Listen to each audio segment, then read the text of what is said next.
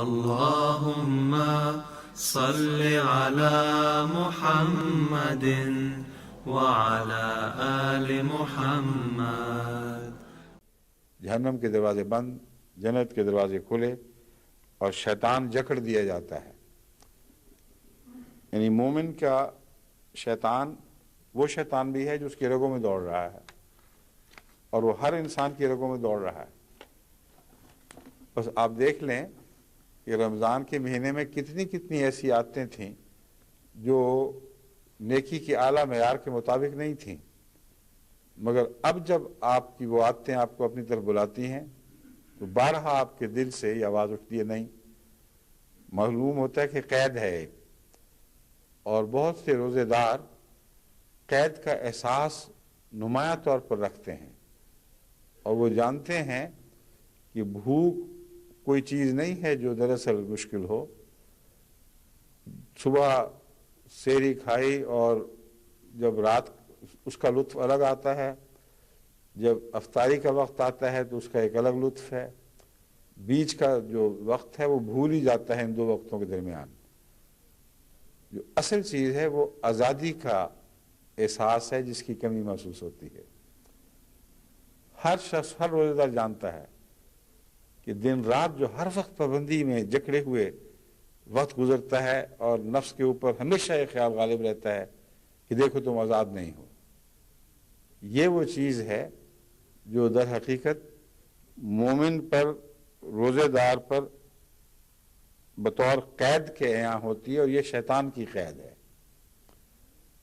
ورنہ نماز پڑھنے میں اس کو کوئی تنگی محسوس نہیں ہوتی قید کی، نیک کام کرنے میں، اچھی بات کرنے میں، جو جس کی اس کو پہلے سے عادت ہو،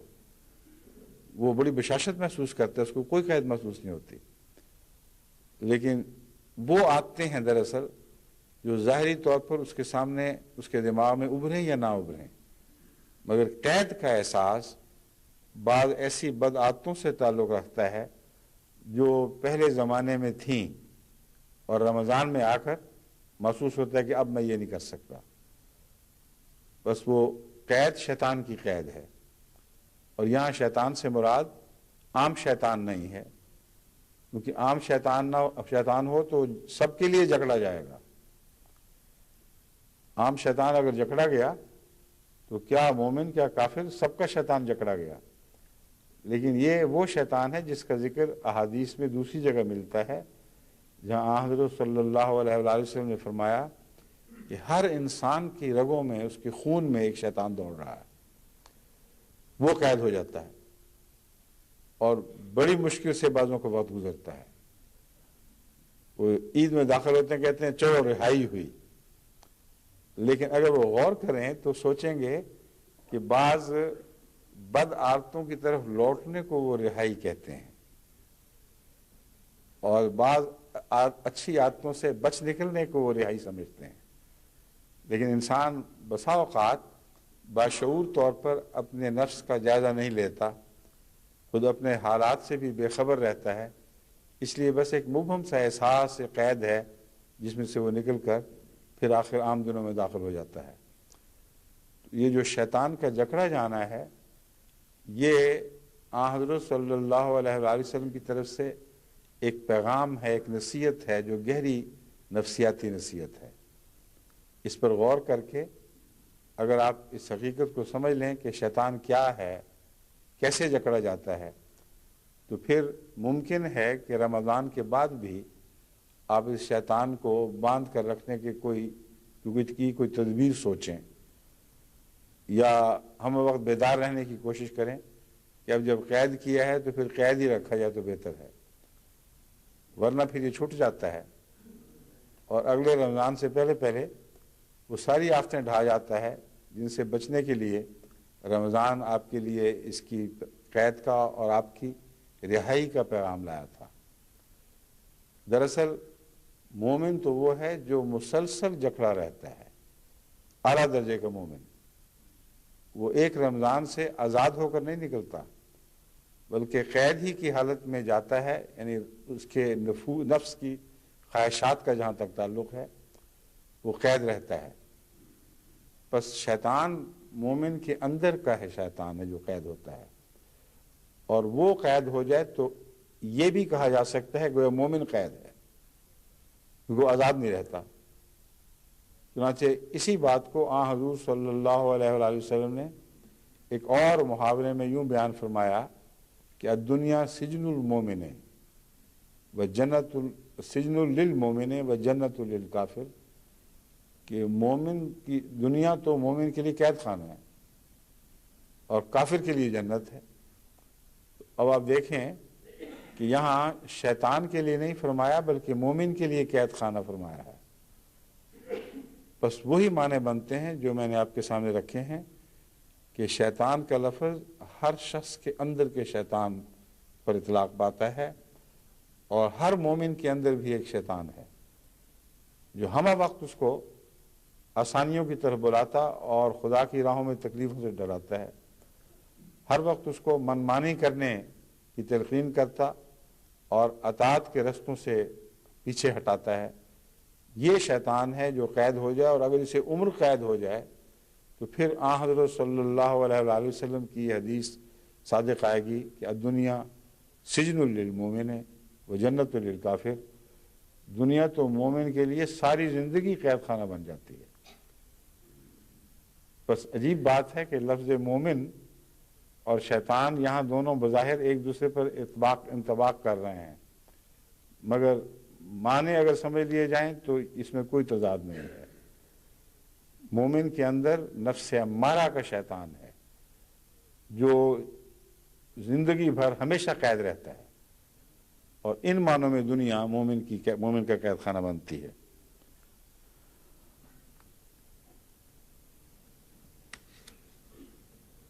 پھر ایک اور حدیث میں اسی مضمون کو یوں بیان فرمایا گیا ہے،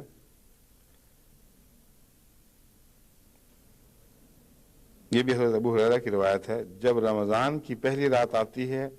تو شیطان اور جن جکڑ دیے جاتے ہیں اور آگ کے دروازے بند کر دیے جاتے ہیں۔ شیطان اور جن،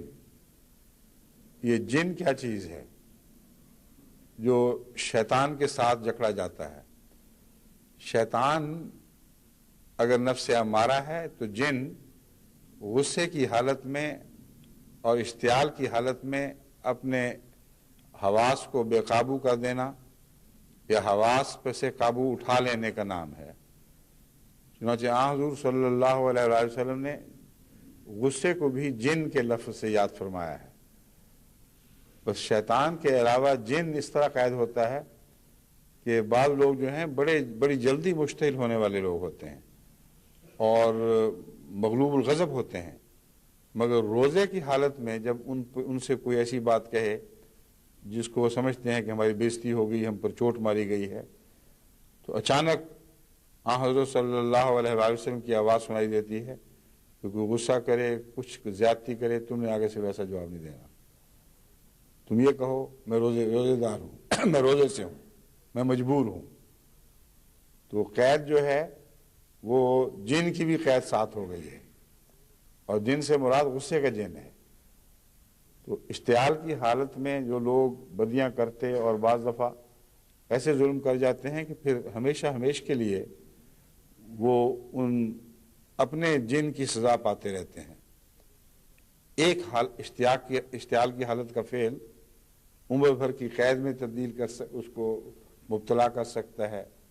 یا پھانسی کے تختے پر لٹکا سکتا ہے، یا اور کئی قسم کے عوارض میں مبتلا کر سکتا ہے، کئی قسم کے پچھتاوے لگ جاتے ہیں۔ تو جن بھی بڑی خطرناک چیز ہے، مگر اگر آپ کو پتہ ہو کہ جن ہے کیا، ورنہ اور جن اگر آپ تلاش کرتے پھریں کہ باہر سے کوئی جن آیا تھا یا نہیں آیا تھا تو کچھ بھی نہیں ملے گا آپ کو، اور آپ کو پتہ بھی نہیں لگے گا کہ جن آزاد ہے، حالانکہ آپ کی خاطر قید کیا گیا تھا۔ تو قید کیا جانے والا جن یہ غصے کا جن ہے، اور شیطان نفس امارہ کا شیطان ہے۔ یہ دونوں قید ہو جائیں تو آگ کے دروازے بند کر دیے جاتے ہیں۔ ان کا آپس میں تعلق ہے، ہر ایک کے لیے آگ کے دروازے بند نہیں ہوتے۔ جن کا جن قید ہو جائے، جن کا شیطان پکڑا جائے، ان کے لیے آگ کے دروازے بھلا کیسے کھل سکتے ہیں، اور جنت کے دروازے کھول دیے جاتے ہیں۔ یہ ایک طبی نتیجہ ہے۔ نفس امارہ کو لگامیں دے دیں اور غصے کو قابو میں کر لیں تو اس کے نتیجے میں لازم ہے کہ آپ سے ایسی نیکیاں سرزد ہوں جو خدا کے ہاں آپ کو مقبول بنا دیں۔ چنانچہ فرمایا جنت کے دروازے کھول دیے جاتے ہیں اور ان میں سے کوئی دروازہ بند نہیں کیا جاتا، اور ایک منادی کرنے والا منادی کرتا ہے، اے خیر کے طالب آگے بڑھ، اور اے شر چاہنے والے رک جا۔ اور اللہ کے کئی ایسے بندے ہیں جنہیں آگ سے نکالا جاتا ہے، یہ ہر رات کو ہوتا ہے۔ تو یہ ایسی ایک تجربہ گاہ ہے رمضان، جس میں انسان کو موقع ملتے ہیں اپنے اوپر تجربے کرنے کے، نیکیوں میں آگے بڑھانے کے، بدیوں سے روکنے کے تجربے، غصے کی حالتوں پہ قابو پانے کے، نفس امارہ کے خلاف ایک جہاد کرنے کا موقع۔ ان موقعوں سے جو کامیابی سے گزر جاتا ہے، اس کے متعلق کیا ہی سچ فرمایا ہے کہ ایسے بندے ہیں جنہیں آگ سے نکالا جاتا ہے۔ تو ہر رمضان ایک شخص کو ہمیشہ کے لیے جہنم سے نکال دیتا ہے، اس جہنم سے جس کی طرف وہ روزمرہ بڑھتا چلا جاتا ہے، اور اس کا کوئی خیال نہیں ہوتا، کوئی شعور نہیں ہوتا۔ اور فرمایا ایسا ہر رات کو ہوتا ہے۔ بس بڑے ہی وہ خوش نصیب ہیں جو رمضان کی راتوں میں کسی رات کو اٹھ کے جب تہجد پڑھ رہے ہوں تو دل پر ایک ایسی کیفیت طاری ہو جائے کہ انہیں جھنجھوڑ کے رکھ دے، ان کو خواب غفلت سے بیدار کر دے، انہیں احساس ہو کہ اب مجھے لازماً ایک نئے وجود کے طور پر زندہ رہنا ہوگا۔ اور اس پہلو سے، اس احساس کے بعد جب وہ خدا تعالیٰ سے مدد مانگتا ہے تو ہر رات خدا کے ایسے بندے ہیں جن کے متعلق یہ فیصلہ کیا جاتا ہے کہ یہ جہنم سے نکل گئے ہیں۔